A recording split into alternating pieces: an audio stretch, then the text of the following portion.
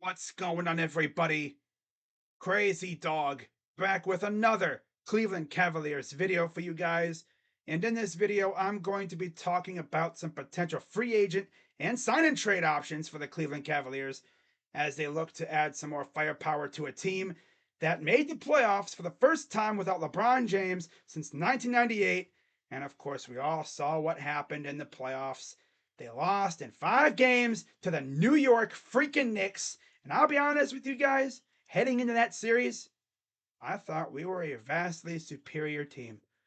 But as we saw, we got out everything, out hustled, out rebounded, outshot big time. I mean, they did everything way better than us. We couldn't execute for crap, except for that one game that we actually won. Yeah, aside from game two, we didn't do a damn thing right in the other games. And it showed. Jared Allen was getting beat every time when it came to rebounds. I mean, it's to the point now where we got Cavs fans saying we should trade Jared Allen. Love Jared. Don't get me wrong. It's my guy. But my God, dude, you got to go out there and fight for these rebounds, man. We're giving the Knicks second and third chances, and of course, they're going to kill you. I mean, come on, man. Now, in this video, I'm going to talk about how the Cavs can fill their two biggest holes this offseason. That, of course, being 3-and-D wing, aka small forward, and backup center. Now, shout out to my guy, Chris Fedor, who covers the Cavs for Cleveland.com. He actually did an article today, and he listed some names at both the small forward and backup center position that the Cavs could potentially go after. Now, we're going to start off with some backup centers that the Cavs could potentially look at. And here's the little snippet from the article. As you can see, he listed the likes of Mason Plumlee, who Jarrett Allen absolutely owned it when he was in Charlotte. Naz Reid would be a very good option, but as Chris mentions, cost could be prohibitive. He's going to want quite a bit of money, and I'm not sure if we're going to be able to pay him. He also mentioned Dwight Powell, Thomas Bryant, Drew Eubanks, and Bismack Biyombo. Personally, I would love Powell, Bryant, Eubanks, Biyombo, even Plumlee. Yeah, any of those names would be great. Now, of course, Naz Reid, like I said, he's going to be a bit expensive. So we'll have to wait and see what happens there. But yeah, I would like any of those names on the Cavs. Because let me tell you, any of those guys up there would be way better than Captain Hook, Robin Lopez. I mean, hey, give me Bismack Biyombo. I would gladly take Dwight Powell. I mean, there's no drop off between Allen and Powell. Powell actually has a good offensive game, too. You know? He'd be a good addition for this team. For real. What about Boogie Cousins or Dwight Howard? Well, I don't know what their status is in regards to playing overseas, because of course Dwight Howard's playing in Taiwan, and last I heard, I believe Dwight or Demarcus is playing in Puerto Rico, right? You know they're both playing internationally. I don't know what their current status is. I don't know if they have a clause in their contract where if an NBA team comes calling, they could just book it and come back to the States and play. I don't know what's going on with those two. Now, don't get me wrong, I would love Boogie or Dwight, but again, I just do not know what their status is when it comes to their current situation. But of the names featured in this article that you are seeing on your screen, I would probably take either Dwight Powell, Thomas Bryant. I think those two would be cool. Bismack. Yeah, those are my three right there. Dwight Powell, Thomas Bryant, and Bismack Biyombo. Yeah. After all, we're just looking for a backup center. That's what we're looking for. You know, it all depends on the price, though. Now, when it comes to 3-and-D wings, aka small forwards, This is who Chris Fedor cooked up. Now he mentions Grant Williams, aka Mr. I'ma make both. Max Strus would be amazing.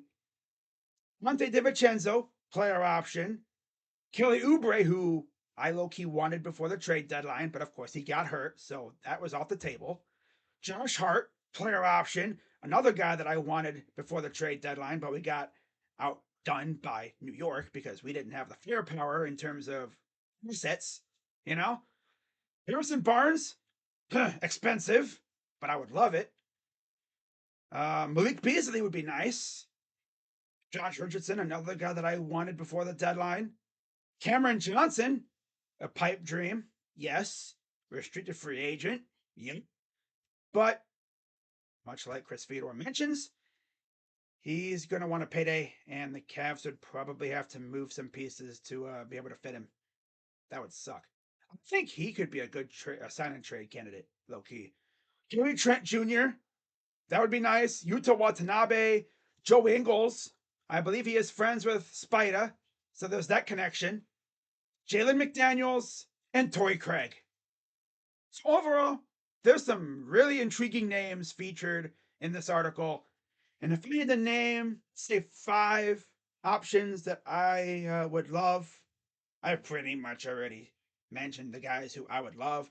That would be Strus, Oubre, Beasley, J. Rich, and then Gary Trent Jr. And I'll say 5A is Joe Ingles and 5B is Torrey Craig. Any of those guys would be awesome on this team, for sure. And if there's one guy that I would absolutely go crazy if we got him, that would probably wind up being maybe like Strus. Because we've seen what that dude could do. When he is hot, he is scorching hot. You put him in our starting 5, yeah, that's more firepower for our starting 5. That makes our starting 5 that much more fearsome, for sure. I would absolutely love it too. Because don't forget, guys, we're not just offering, a small forward spot. We're offering a player, free agent, the opportunity to start. That's what players want.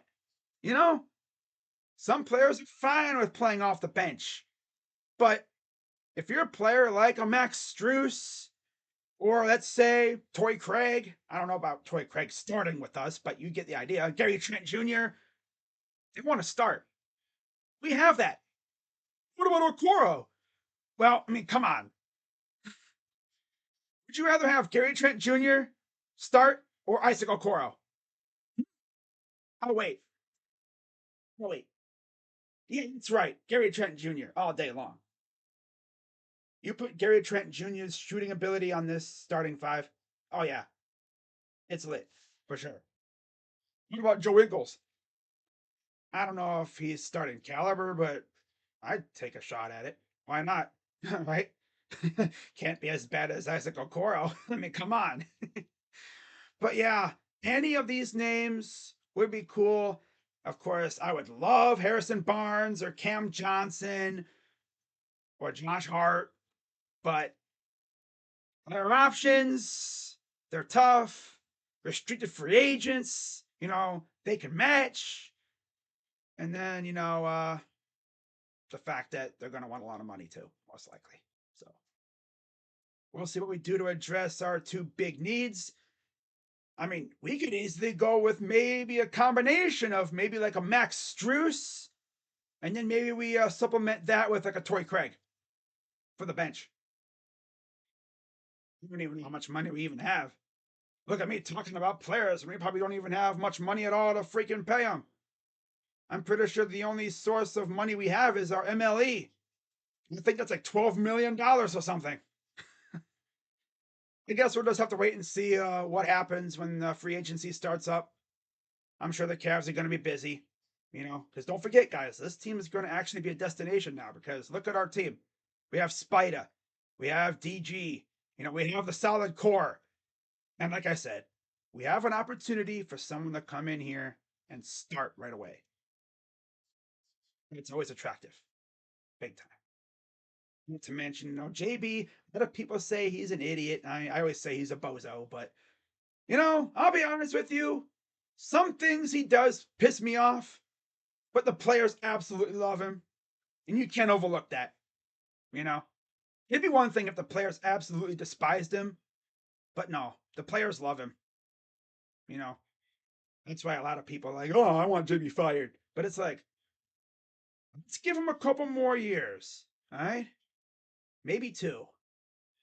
We're not going to pull the trigger on him after one freaking playoff run. Now, if this continues where we can't seem to get out of the first round, yeah, he'd go bye bye. But let's give him a couple years and let's see if, he can improve on his strategic abilities. And, let's see what this roster looks like too.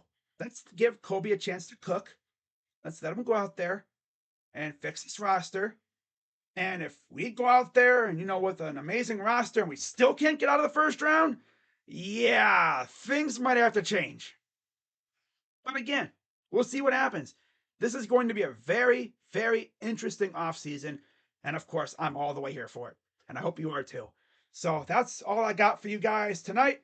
Hope you all have a wonderful day tomorrow. And I'll see you tomorrow night for game one, Celtics Heat. Should be a good one. And we'll see if the Celtics can take game one. And if I hear any other rumors, of course, I'll be making a video. You know how I do it. I mean, the offseason's just getting started for the Cavs. I expect a lot of news and rumors to be coming out over the next couple weeks as free agency gets close. And then once free agency starts, when we sign somebody, I'll of course make a video like I always do. You know me.